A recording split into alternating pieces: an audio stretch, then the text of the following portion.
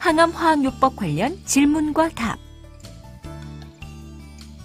항암치료 전 동의서는 왜 작성하나요? 항암치료를 시행받기 전에는 의사로부터 동의서에 대한 설명을 듣고 사인을 하게 됩니다. 이처럼 동의서를 작성하는 이유는 항암제의 특수성으로 인해 발생할 수 있는 부작용을 사전에 알리고, 환자와 가족이 항암치료에 필요한 지식을 습득하게 하여 스스로 자신의 건강을 보호하고 치료 과정에 적극적으로 참여케 하기 위함입니다. 항암제의 종류는 어떻게 선택하나요? 항암제는 매우 다양한 종류가 존재하며 작용하는 기전도 여러 가지입니다. 의료진은 암의 종류와 진행 정도, 환자 개개인의 건강 상태와 부작용 등을 종합적으로 고려한 다음 환자분의 암을 가장 잘 치료하면서도 부작용을 최소화할 수 있는 항암제를 선택합니다. 항암제는 어디에서 투여받나요? 항암제는 병원에서 처방받으며 항암화학요법을 시행하는 방법에는 외래 주사실에서 항암제를 투여하는 경우와 입원하여 병실에서 항암제를 투여하는 두 가지 경우가 있는데, 실제로 어떤 방법을 사용할지는 각 암종에 따른 치료 계획과 환자 상태에 따라 결정됩니다.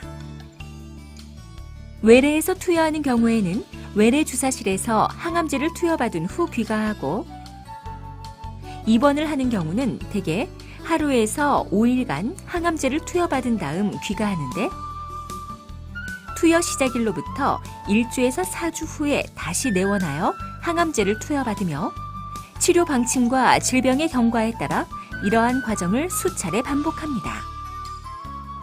한편 외래에서 투여하는 항암제도 항암화학요법을 처음 시행할 때에는 효과를 관찰하고 부작용을 최소화하기 위해 입원이 필요한 경우도 있습니다. 항암화학요법의 스케줄은 어떻게 구성되나요?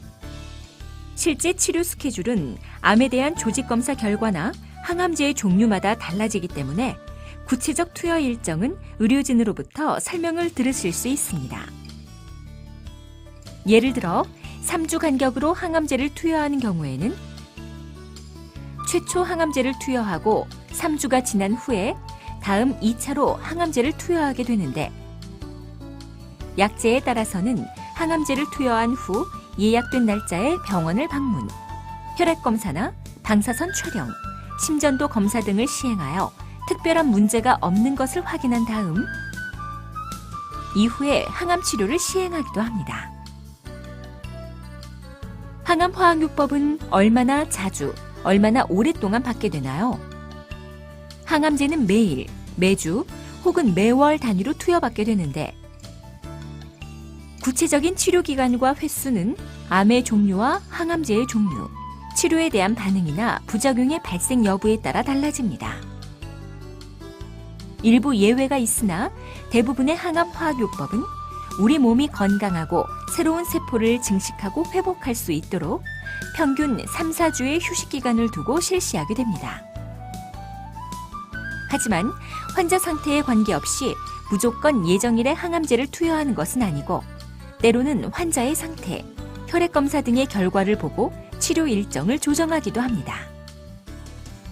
그리고 항암주사 투여나 약물 복용을 빠뜨린 경우에는 반드시 의료진에게 이야기해서 이후 치료 계획을 상의해야 합니다.